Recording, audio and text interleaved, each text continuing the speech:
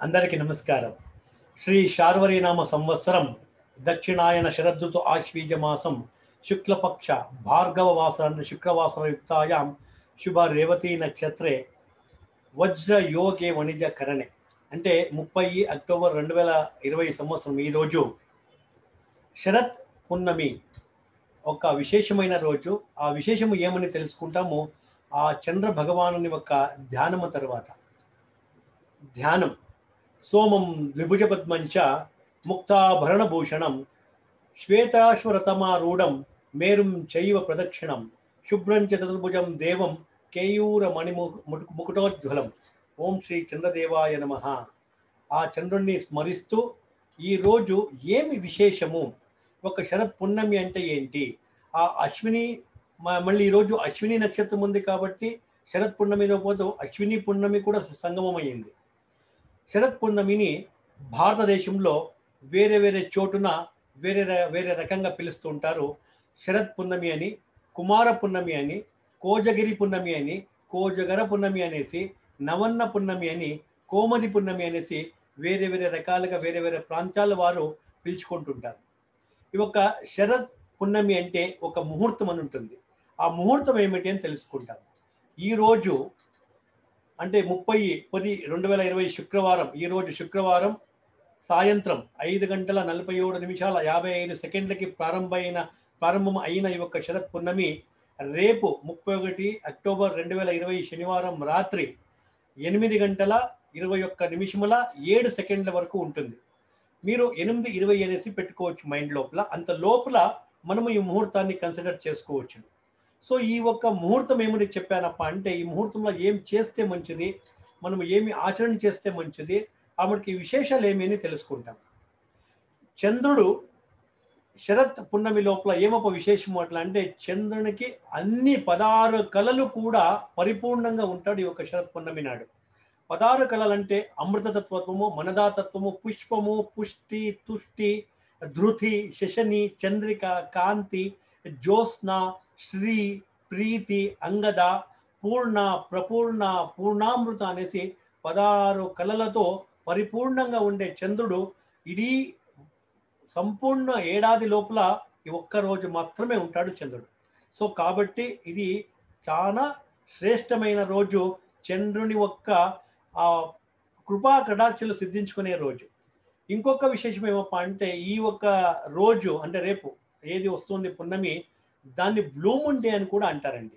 Blue moon day అని ఏమిటికప్ప అంటారు అంటే, మన ఇంగ్లీష్ క్యాలెండర్ ప్రకారంగా ఏ ఒక్క నెలలో 2 పున్నమిలు వస్తే ఆ వచ్చే 2వ పున్నమిని బ్లూ మూన్ అని పిలుస్తారు. సో ఇప్పుడు అక్టోబర్ 1వ తారీఖు పున్నమి వచ్చింది, అశ్విని నక్షత్రంతోనే వచ్చింది. అలాగే రేపు 31st నాడు కూడాను అశ్విని నక్షత్రంతోనే ఈ యొక్క పున్నమి వస్తుంది. కాబట్టి విశేషమైన దినము. ఈ బ్లూ మూన్ నాడు చంద్రుడు చాలా ప్రభావితంగా ఉంటాడు అనేసి నమ్మకం అండి. సో అలాగే ఈ యొక్క పున్నమి జ్యోతిష్ శాస్త్రములో ఆ చంద్రుని యొక్క విశేషాలు కూడా చెప్తారు. ఏమప్ప అంటే, చంద్రుడు మనసుకి యజమాని.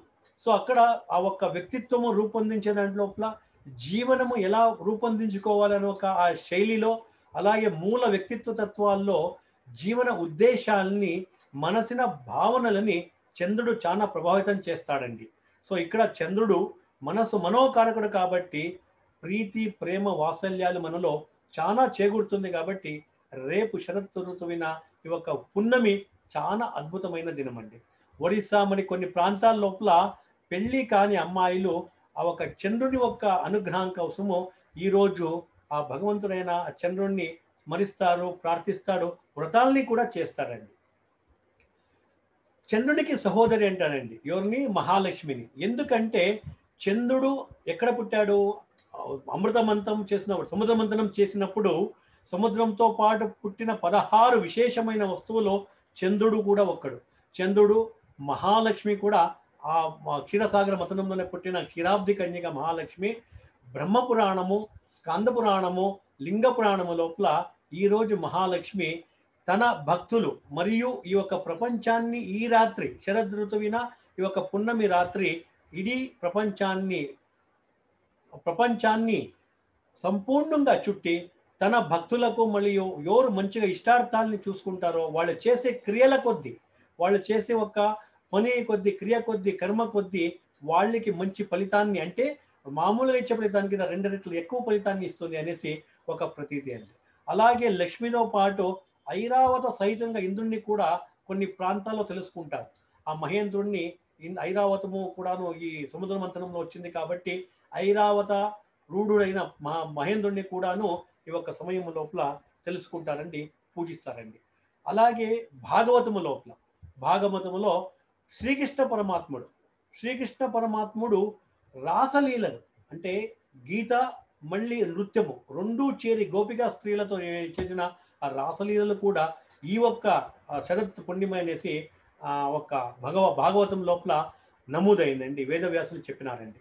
అలాంటి అద్భుతమైన ఈ ఒక్క శరద్ పున్నమి చంద్రుడు సంపూర్ణ రూపములో షోడశ కళా పరిపూర్ణయ్యి గోచరిస్తున్నాడు కాబట్టి వాని ఒక ధ్యానము చేస్తే అందరికీ కూడాను ఆయస్సు భాగ్యములతో పాటు మనకారకుడైన చంద్రున ప్రీతి వాత్సల్యము అవన్నీ కూడా ఎక్కువగా మనకి లభిస్తుందని ప్రతీతి. అలాగే ఈ రోజు అంటే చంద్రుడు ఈ శరద్ పుణ్యమి ఏముంది, ఇది మాన్సూన్కి కూడాను లాస్ట్ డే అని చెప్తారు. అంటే నెక్స్ట్ వచ్చే ఒక ఇది చలికాలం పుట్టుకుంటుంది. మాన్సూన్ ఇచ్చే వర్షాకాలం ఏముంది, అది కొనాయి చలికాలము పుట్టుకుంటుందండి. అలాగే ఈ ఒక్క శరత్ పున్నమిని ఉత్తర భారతంలో నానా ప్రాంతాల్లో చాలా విశేషంగా ఆచరించుకుంటారు. ఉపవాసం అంటే ఎలా ఉంటారంటే నీళ్లు మళ్ళీ పళ్ళు మాత్రమే తీసుకుని ఉంటారు. సాయంత్రము ఆ ఉపవాసాన్ని పొద్దున్న నుంచి సాయంత్రం వరకు ఉండి పొద్దున్నే స్నానం చేసుకున్న తర్వాత ఆ భగవంతుణ్ణి తమ ఏమి దేవగృహం ఉందో ఇంట్లోపల ఆ దేవుని ఇల్లు అని ఏం చెప్తారో అక్కడ విఘ్న నివారకుడైన విఘ్నేశ్వరుణ్ణి, అలాగే దాంతో పాటు నంది సహిత పార్వతి సహిత కుమారస్వామి గణపతి సహిత పూజిస్తారండి. ఈ కుటుంబాన్ని ఎందుకు పూజిస్తారంటే చంద్రశేఖరుడు అంటే సౌరాష్ట్రే సోమనాథంచ, ఈ 12 జ్యోతిర్లింగాల ప్రథమంగా వచ్చేది సోమనాథుడు. అక్కడ విశేషమైన పూజలు జరుపుకుంటారు. అక్కడ మన సోమనాథేశ్వరుడు చంద్రుని శాప విమోచనం చేసిన ఒక ప్రస్తుతమైన స్థలం. సో అలాంటి సోమనాథునితో పాటు నేను ప్రీతి వాత్సల్యం అన్నానో అలాంటి ఆప్యాయతలు మనకి రాని కుటుంబం లోపల అనేసి దంపతి మళ్ళీ ఆ కుటుంబ సహితంగా పరమేశ్వరుని నంది వాళ్ళ వాహనాల సమేతంగా పూజించుకుంటామండి. అలాగే మహావిష్ణువుని కూడా పూజించుకుంటాము. మహాలక్ష్మి మాకి ఐశ్వర్యాలని అష్టలక్ష్మి కృపాకటాక్షలు మనకి చిక్కని అనే ఉద్దేశానికి ఆ మహావిష్ణువు మమ్మల్ని కాపాడి, స్థితికర్తడైన మహావిష్ణువు మమ్మల్ని కాపాడి అనేసి. సో అలాగే కులదేవతని పూజించాలండి. కులదేవతను పూజించుకొని తర్వాత ఇంద్రుడు ఐరావత సహితుడైన ఐరావతారుడైన మహేంద్రుని స్మరించుకొని ఆ చంద్రుణ్ణి ధ్యానిస్తే ఎలా ధ్యానించుకుంటామో భక్తి శ్రద్ధలతో, ముఖ్యమైనది భక్తి శ్రద్ధలతో హరిద్ర కుంకుమ అక్షత పత్ర పుష్పాలం నుంచి యథాశక్తి యథాభక్తి ఆ భగవంతుణ్ణి పూజించి తర్వాత ధూప దీప నైవేద్య తాంబూల దక్షిణములతో ఆరతిలతో మంగళారతితో ఆ పరమేశ్వరుణ్ణి అందరినీ కూడా పూజించి తర్వాత నైవేద్యము విశేషమండి. ఆ నైవేద్యం ఏమప్ప అంటే వినాయక చవితికి ఎలా మనము మోదకాలు పెడతామో, ఎలా మనము స్వర్ణగౌరికి ఒబ్బట్టు పెడతామో, అలాగే ఈరోజు అంటే ఆ చంద్రునికి పాయసము లేకుంటే కీరు, బెల్లం వేస్తే గుడం వేస్తే పాయసం అంటారు, చక్కెర వేస్తే కీర్ అంటారండి. సో ఏది మీ ఇంట్లో వాడుకుంటున్నారో దాన్ని భక్తి శ్రద్ధలతో వండి అందులోపల ఆవు పాలు ఆవు నెయ్యి వేసి చేయాలండి. సో అది చాలా మంచిది. సో దీన్ని ఆ ఒక నైవేద్యం చేసిన ఆ పాలుని అంటే ఆ ఒక పాలుతో చేసిన పాయసాన్ని లేకుంటే కీరుని ఎప్పుడు తీసుకోవాలి, దాన్ని బ్రాహ్మీ ముహూర్తంలో అంటే తెల్లవారుజామ 3 నుంచి 5 ఉషోదయానికి మొదలు చంద్రుడు ఉండేటట్టే, లేదంటే రాత్రి 8 గంటల లోపున చంద్రోదయం అయిన తర్వాత 8 గంటల లోపున ఎవరితో తీసుకోవాలి, మాతృదేవో భవ, అమ్మ తన పిల్లలకి ఆయురారోగ్య ఐశ్వర్యం నుంచి ఇవని ఇచ్చి కాపాడని అనేసి ఆ ఒక్క చంద్రుని ఒక్క కిరణాలు పడే ఒక్క చోటున, అది బయలు కావచ్చు లేకుంటే మిద్ద పైన కావచ్చు, ఎక్కడైనా సరే అందరూ కూర్చొని కుటుంబ సభ్యులంతా కూర్చొని ఆ అమ్మతో తీసుకొని వాళ్ళకి నమస్కరించి పాదాభివందనములు, మాతాపితరులకి పాదాభివందనం చేసి నమస్కరించి ఆ ఒక్క ప్రసాదాన్ని స్వీకరిస్తే ఆ చంద్రునికి నమస్కరించుకొని అన్ని రకాల ఒక్క వ్యాధుల నివారణ అవుతుంది అనేసి ఉంది. తర్వాత వ్యాధుల నివారణ అయ్యేదే కాకుండా ఆ చంద్రుని ఒక ధనాత్మకమైన పాజిటివ్ ఎనర్జీ ఏముంది మన దేహం లోపల చేరుకుంటుందని ఒక ప్రతీతి. అమ్మ నాన్న దగ్గర లేదండి, లేకుంటే స్వర్గస్థులు అయింటారండి కొంతమంది. ఏం చేయాలి? అప్పుడు అమ్మా నాన్నల్ని మొదలుని తెలుసుకొని మాతృదేవో భవ పితృదేవో భవ అని నమస్కరిస్తూ, తర్వాత ఇంటిలో ఎవరు పెద్దవాళ్ళు ఉంటారో, హెడ్ ఆఫ్ ద ఫ్యామిలీ ఎవరు ఉంటారో వాళ్ళ చేతిలో మొదలంతా ఆమెకి చేతికి ముద్దలు పెడుతుందండి. దాన్ని కైతుత్తు అంటా ఉండ్రి. అన్న ముద్దల్ని అంత పిల్లలకి పెట్టి వాళ్ళు భుజిస్తూ ఉండ్రి ఆ పున్నమి రాత్రి నాడు. అలాగే ఆ ఒక్క చంద్రగ్రహణాలు పడేటట్టు అందరూ కుటుంబ సమేతులుగా కూర్చొని భుజిస్తే చాలా మంచిదండి.